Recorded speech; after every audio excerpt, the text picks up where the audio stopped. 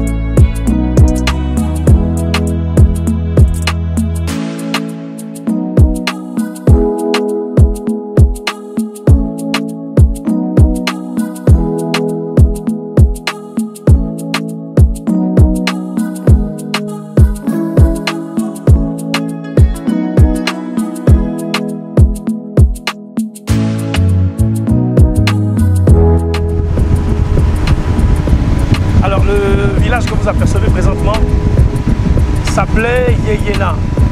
Voilà ce qu'il reste de ce village. C'était un village très vivant à l'époque parce que les habitants, c'était un grand village et les gens venaient là pour s'approvisionner aussi en poisson. Et il faut dire que le village est mort du fait du départ de beaucoup de ses habitants. Mais on dit que cet endroit, la zone là que je vous montre présentement, est infestée d'hippopotames. Je me souviens que quand on était petit, on venait ici pour montrer aux touristes qui nous louaient, qui louaient nos embarcations, comme je vous l'ai dit un peu plus haut, qui louaient nos embarcations pour venir filmer les hippopotames ici, à Yeyena. Vous voyez la grande plaine là. Par cette plaine, on peut également sortir sur la route qui mène à Mugagara, donc à Moulondo notamment. On espère croiser des hippopotames. On espère.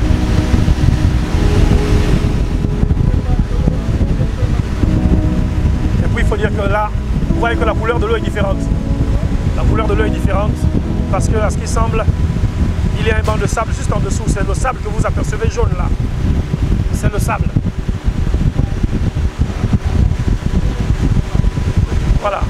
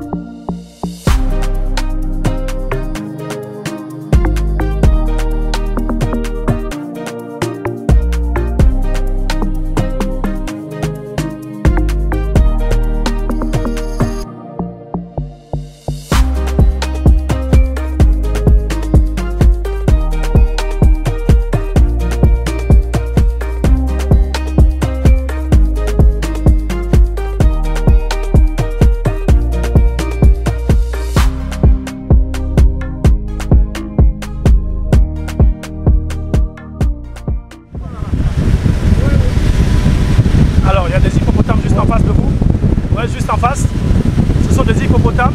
Ouais, là, juste en face de vous, des hippopotames. Voilà, bien vu, voilà. Voilà, avance. À côté de l'arbre. Voici des hippopotames qui sont en train de prendre un bain de soleil. Voilà. C'est magnifique. Ça se passe au Gabon, mesdames et messieurs. Des hippopotames qui sont en train de prendre un bain de soleil. Voilà, il y a un qui rentre dans l'eau. Voilà.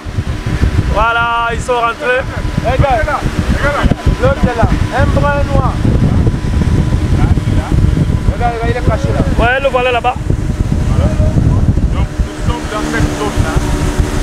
Regarde. Voici l'autre, voici l'autre, voici l'autre. Oh là là. Voilà l'autre. Ouais. Ah, excusez-moi. C'est beau ça. Il n'y a qu'ici qu'on peut retrouver encore des spécimens comme ça. Voilà. J'espère que j'ai bien pris.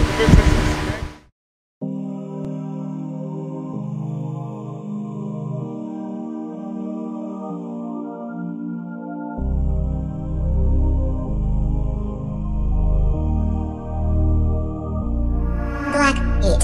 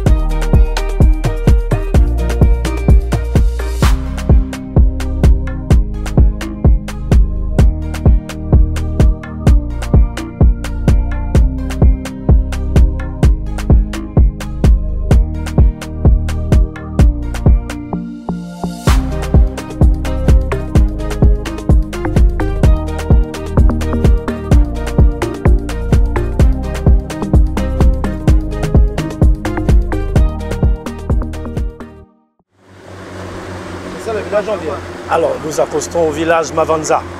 C'est un village particulier parce que normalement, en saison sèche, le village que vous apercevez là, eh bien, il est bien plus haut.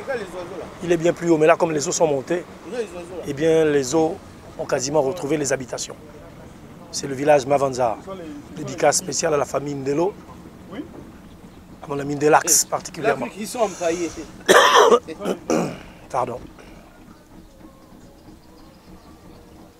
Bien le profare, j'appelle. Hein? Tu as l'impression que le profare va appeler. Hein? On dirait.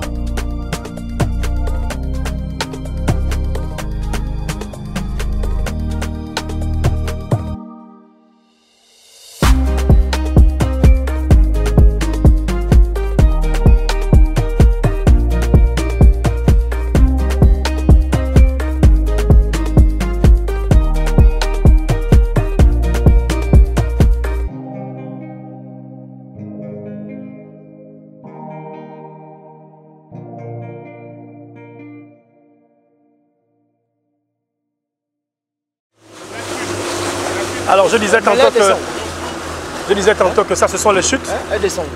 Les chutes de la Nyanga. Les chutes de la Nyanga. C'est agité parce que simplement il y a des cailloux en dessous. Voilà. Donc le village est juste au pied de la chute. Le village est juste au pied de la chute. Voici le village Igoti. On ne peut même pas continuer. Voici le village Igoti. Le fleuve Nyanga est navigable que jusqu'à ce niveau.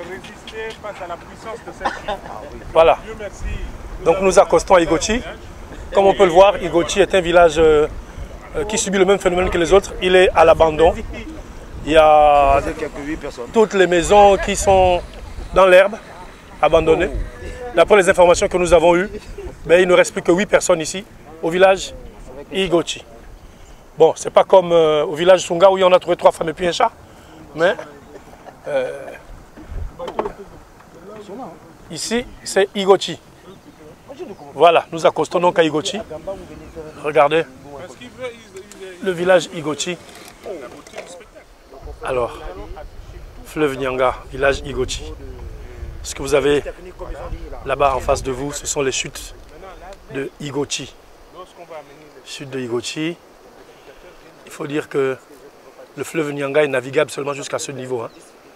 Au départ de Maunami notamment, ou bien de Mugara, on ne peut que naviguer jusqu'à ici. Voilà. Là, c'est parce que les eaux sont montées. Sinon, habituellement, on aperçoit les cailloux. On aperçoit les cailloux de la chute. Alors.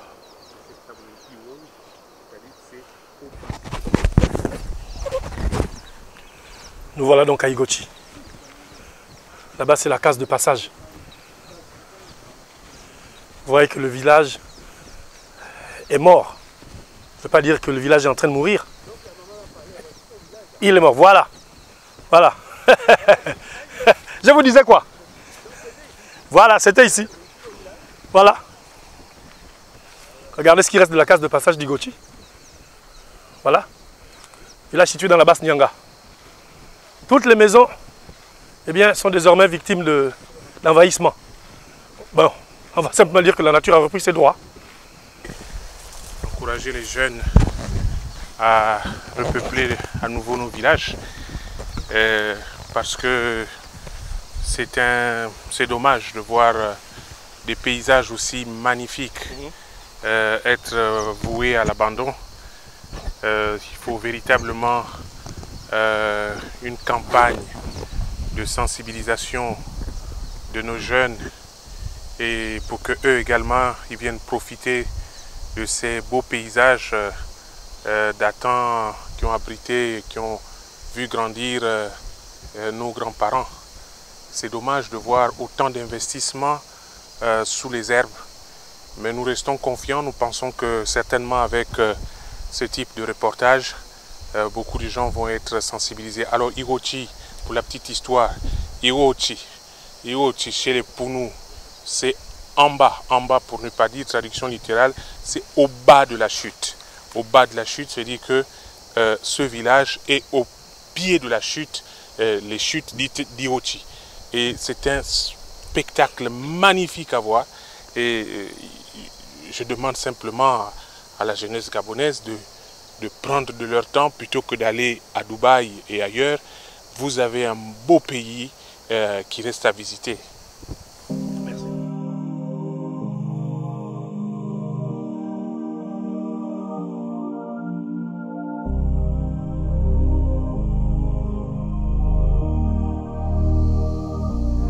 Black Heat.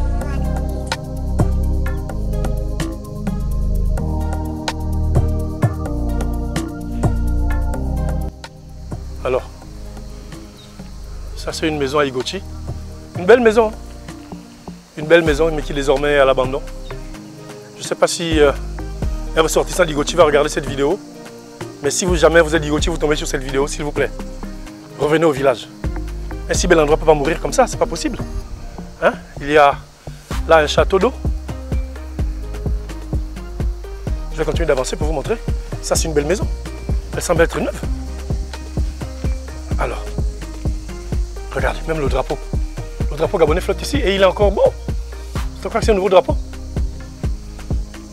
Voilà. Igochi. Ah, nous arrivons au dispensaire d'Igochi. C'est le bâtiment en face, dispensaire d'Igochi. Escapade dans le canton Basse-Nyanga. Escale du village Igochi. Village abandonné. C'est dommage. Ah, l'école publique d'Igochi. Nous y sommes.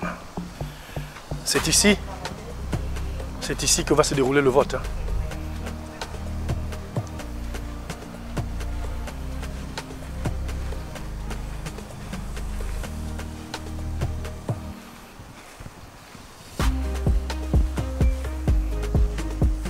Ça c'est...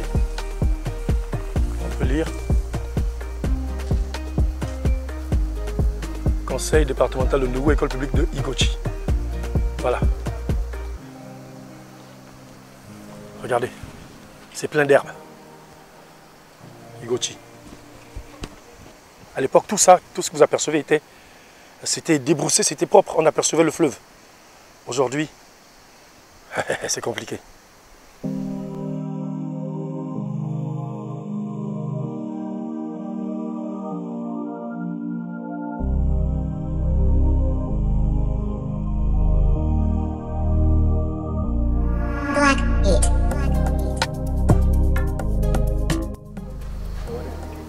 Alors, l'école publique d'Igochi. Voici ce qui reste de l'école publique d'Igochi. J'ai peur d'arriver là-bas, il y a tellement de nids, de guêpes et de tout ça là. Voici les restes. Voici ce qui reste de l'école publique d'Igochi, construite donc par le conseil départemental de Ndougou. Voilà, canton Basse-Nyanga. Aïe, aïe, aïe. Tout ça c'est dû au fait que le village est désormais vide, il n'y a plus personne. Donc, plus d'enseignants. Dès qu'il n'y a plus d'élèves, les enseignants ne viennent plus. C'est compliqué. Là-bas, vous apercevez la chute. La chute d'Igochi, là-bas, c'est la chute. On entend même le bruit de la chute.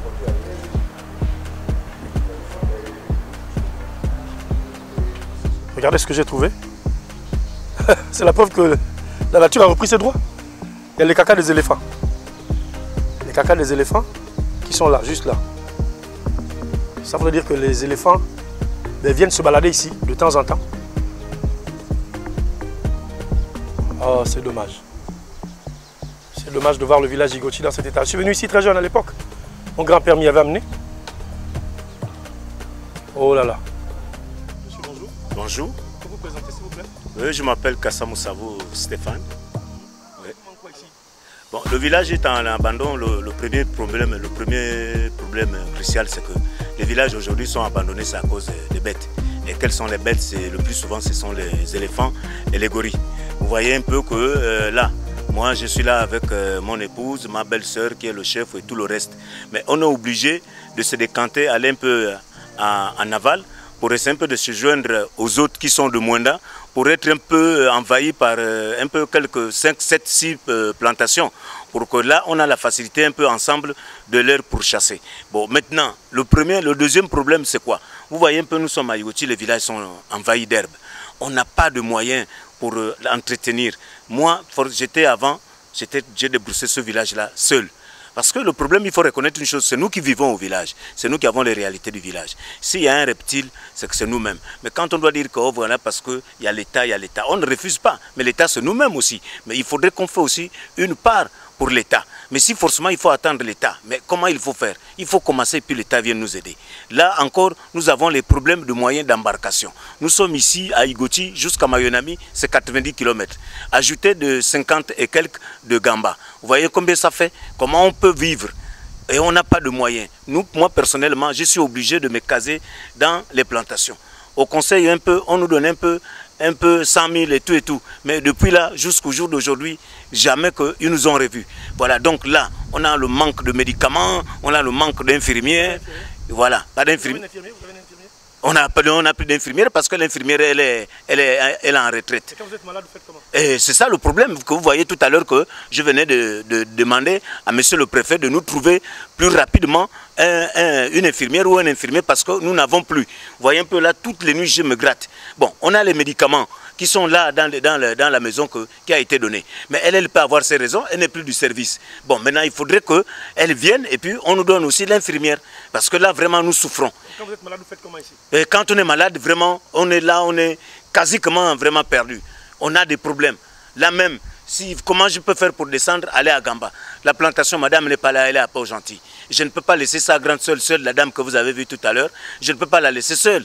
Les campements sont divisés. Chacun a son campement. Mais si de ton côté, tu n'es pas là, c'est que si la bête arrive, ce n'est pas facile. Les éléphants sont maintenant comme si c'était les chiens qu'on garde. Donc vraiment, tout ce qui nous reste, c'est qu'il n'y a que Dieu qui est avec nous. Mais sinon, les bêtes sont constamment avec nous, au village. Les hommes sont absents, mais les bêtes sont comme ça, vraiment, tout le temps avec nous. Et ça nous fait vraiment des problèmes. Et voilà.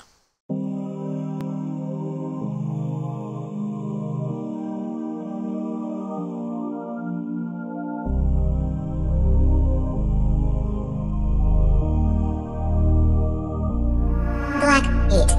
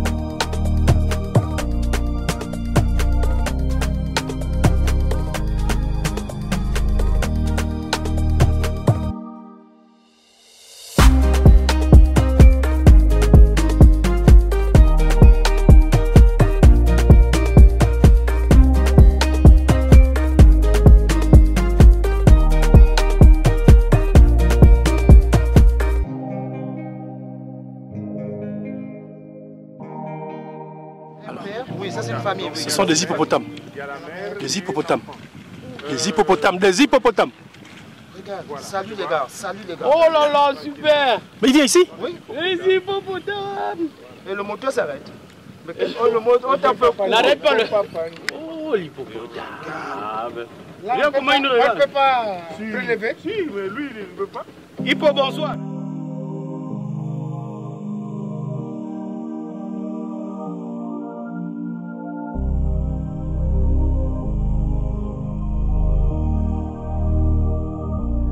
Black It.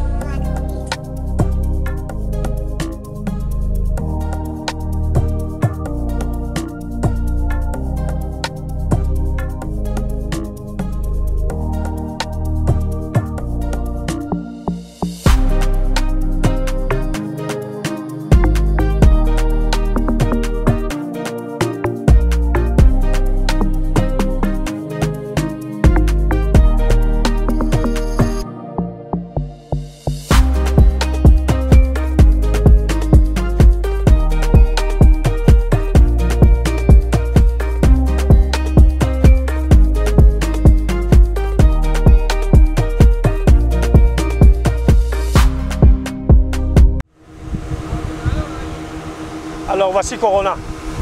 Maintenant on rentre dans Bissi. On quitte le fleuve Nyanga. On rentre dans Bissi. Regardez l'hippopotame. Regardez l'hippopotame. On est passé.